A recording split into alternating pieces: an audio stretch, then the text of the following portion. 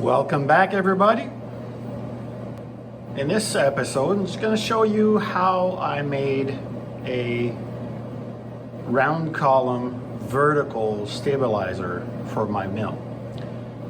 And the reason I did that is because everybody that owns one of these knows that as you raise and lower the head, you can lose your position by quite a bit. So, because of lateral movement. So I designed my own type based on something that I've seen online, but it's not the same as what that gave me the inspiration to make mine, shall we say. So let's go in and have a closer look at all the parts.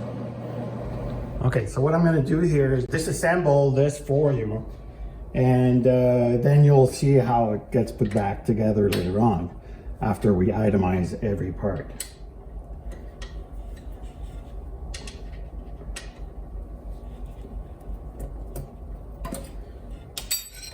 Tried to standardize all the bolts and they're 6 millimeters Allen wrench.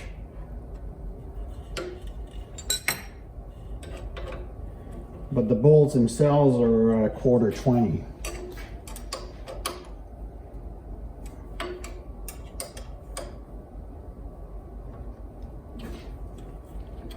Okay.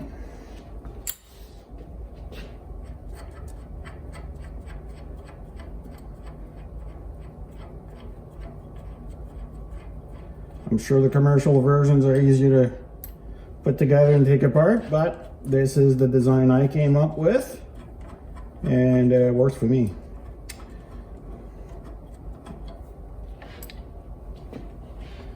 Okay.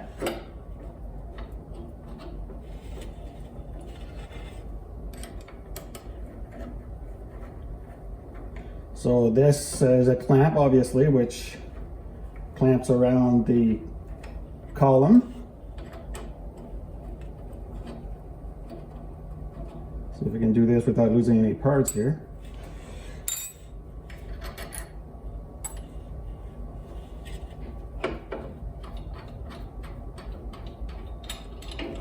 It's a simple design, really. Okay, I'll show you these in greater detail on the bench. All right, so on this side we have the clamping mechanism at the bottom. That simply slides out. It's snug, but it comes out nicely. All right, so this is what it looks like. Back on the inside, I'll tell you all about it in a second. All right, let's remove the top part.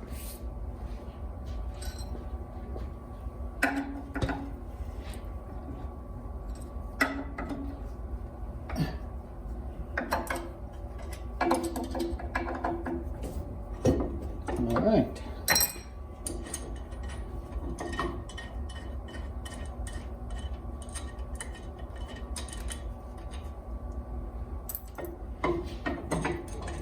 This is simply an aluminum bar that I purchased, drilled and tapped into it in order to fit these bolts. Nothing too hard, but it did have to be cut to a specific length. So we'll discuss that in a minute.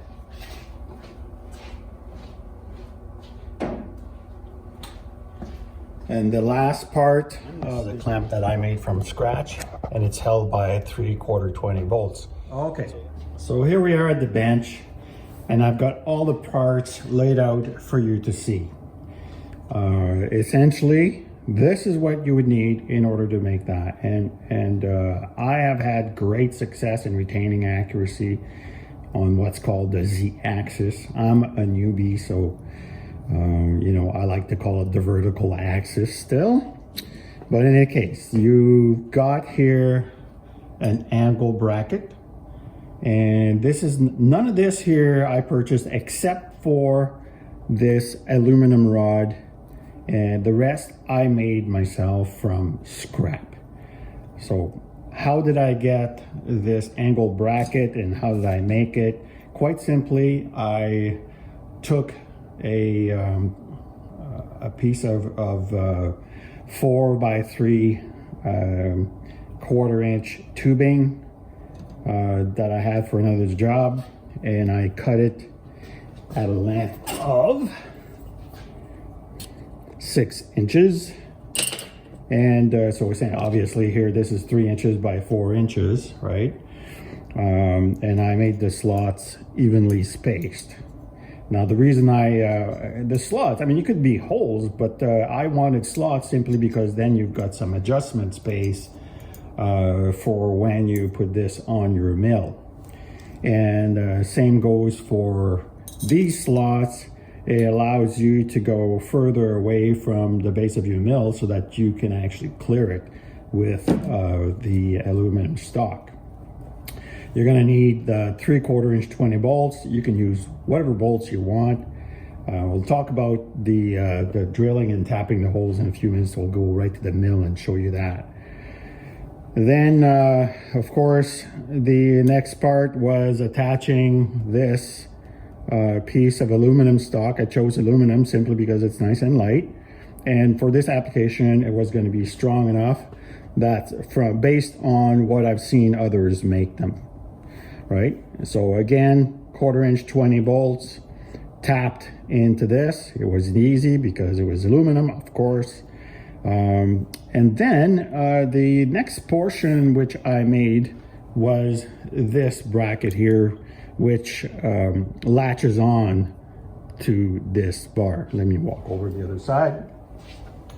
And essentially what you need here is you know, of course, you're going to need to clear the width of the bar. Now, the depth, you need to give yourself some room in order for the bar to go far enough to clear the base of the mill. Now, I'll show you that in detail in a few minutes. And you see here, I've got this tab at the back.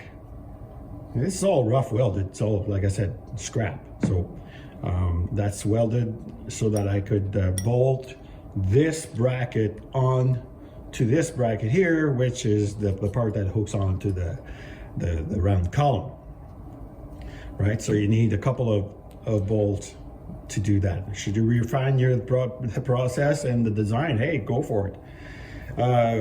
Staying with the bracket for a second, you'll see here that I've got some plastic, and this is 1/2-inch HDPE, and I use this stuff for my plow.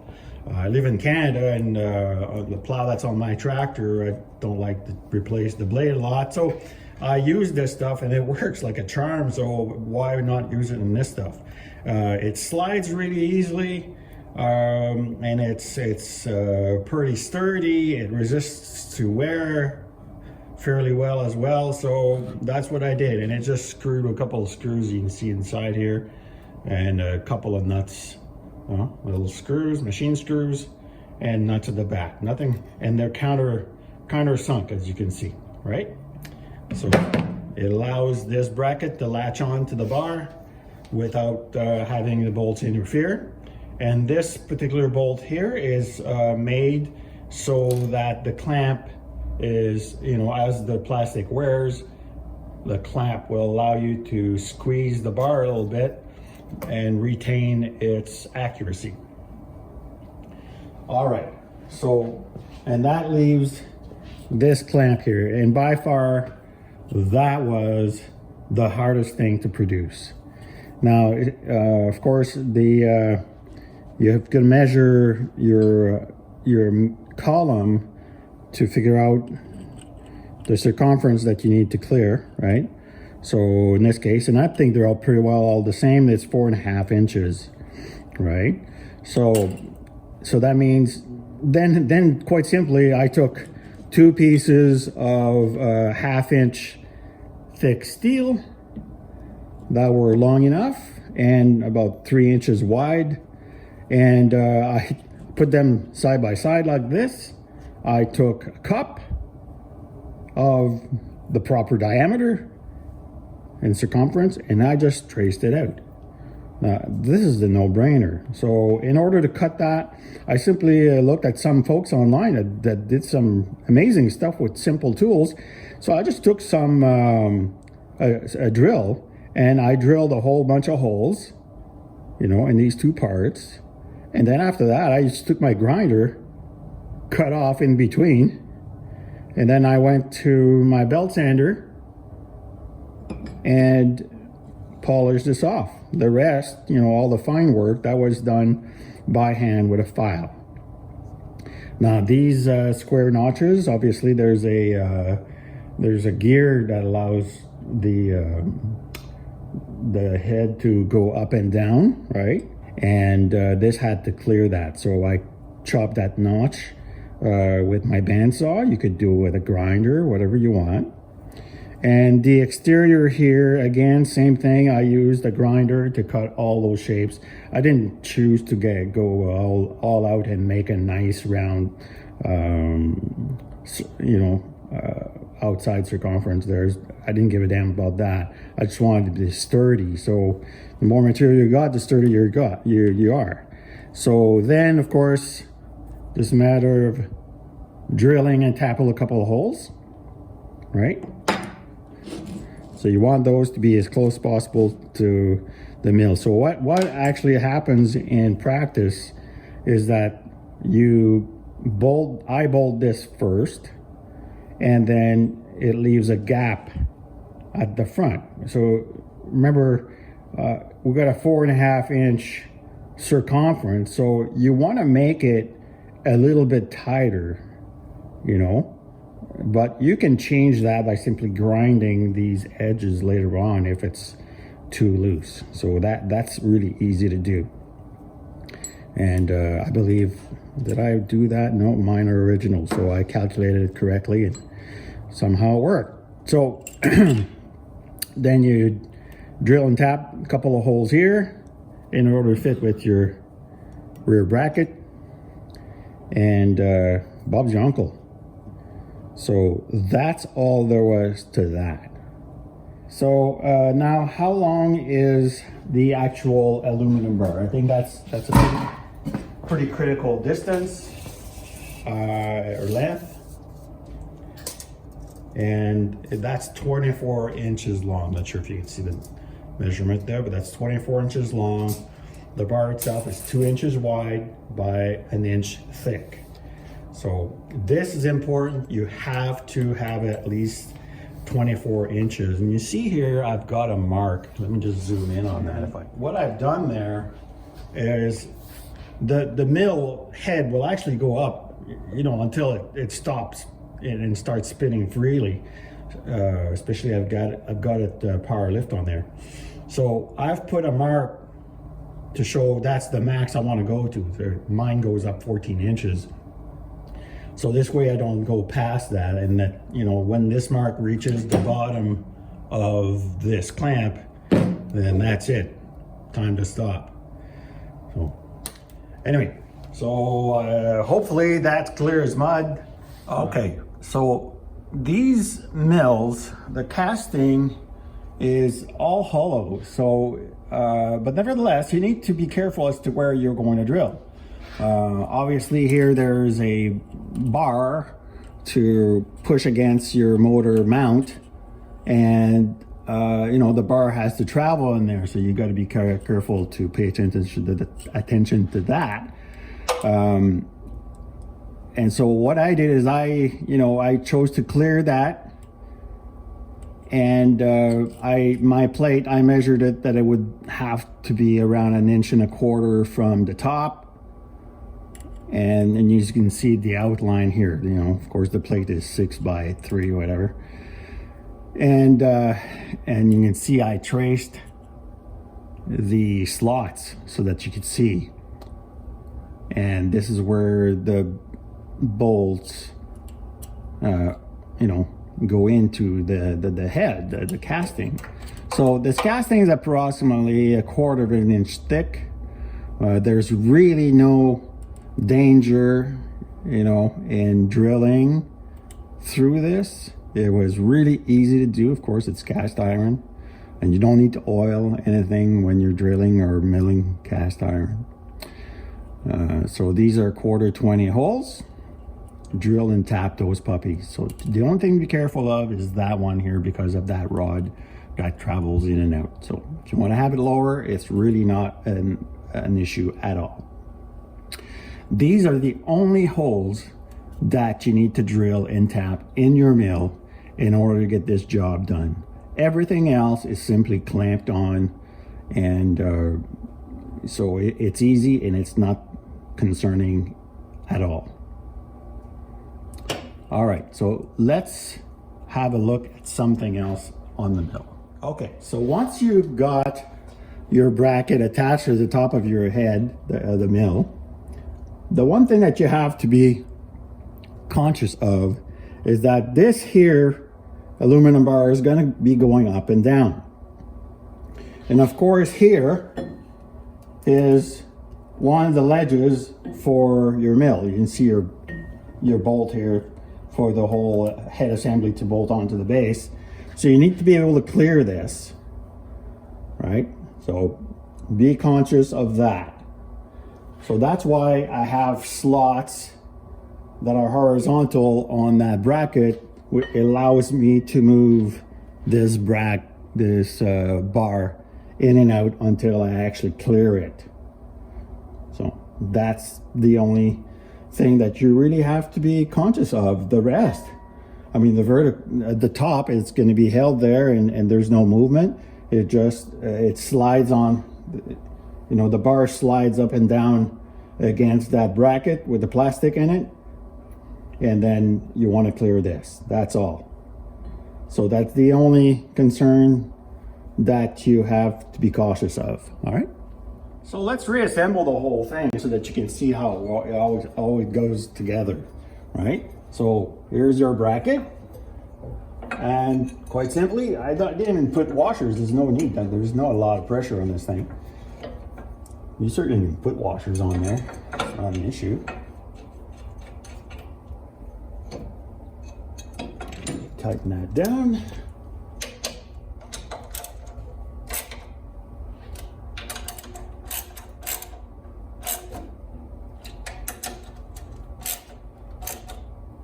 Now don't over tighten bolts and cast iron, okay? Especially something this thin. Not a good idea. Now we'll put this bar on.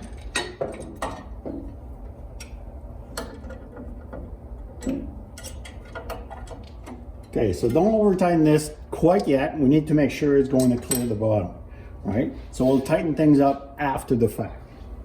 All right, now we want to insert our clamp with the plastic shims in it. Just loosen up that nut a touch and insert it towards the end where it's looser.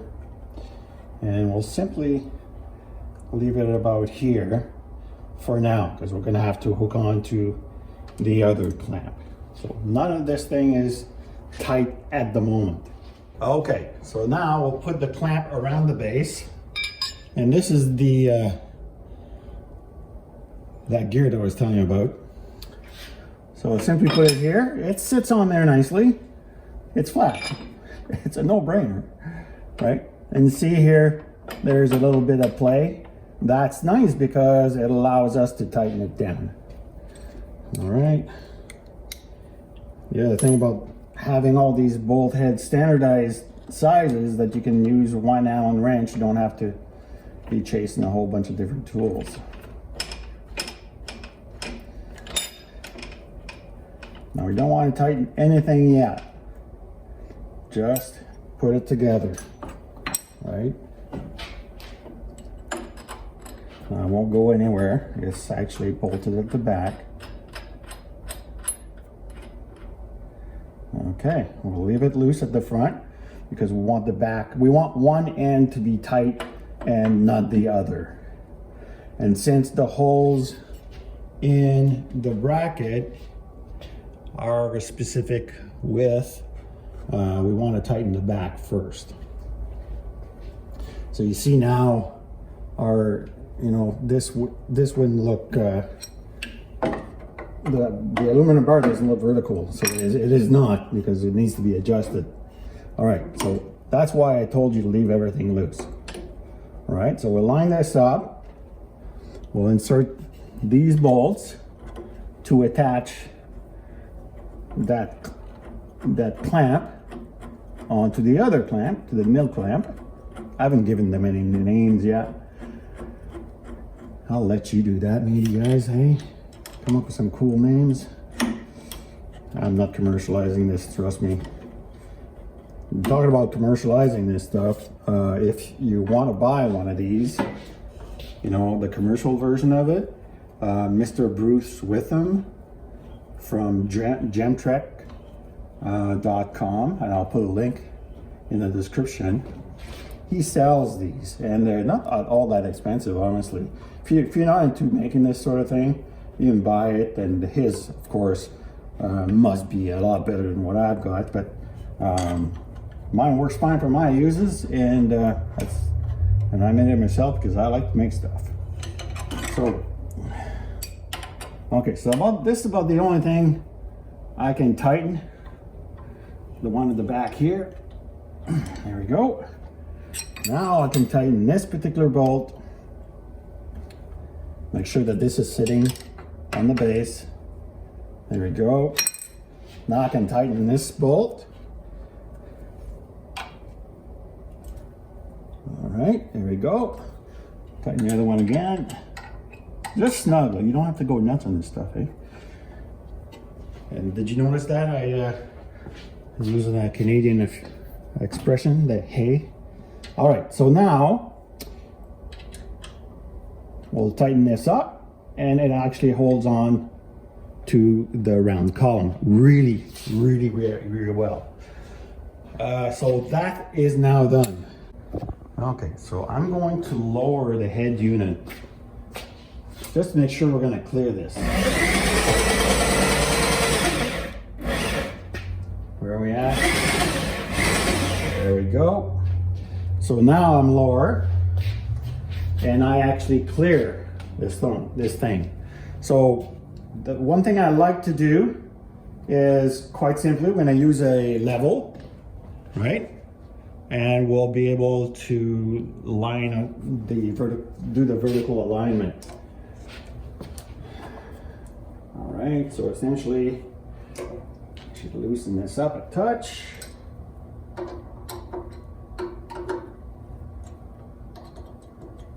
Okay. Pardon me, folks, it's a little awkward. Okay, so make sure you clear the bottom. Put it vertical. All right, so I'm clearing the bottom. Everything is vertical. Now I can clamp. I can tighten the upper clamp correctly. All right, do that.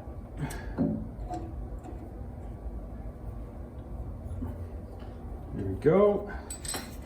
And the last one, it's hiding behind this thing, so I'm going to use the nail shape Allen key. Here we are. And now I'll just snug this up ever so slightly.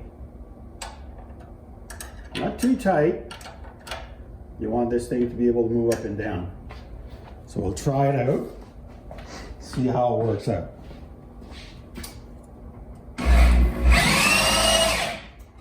Nice.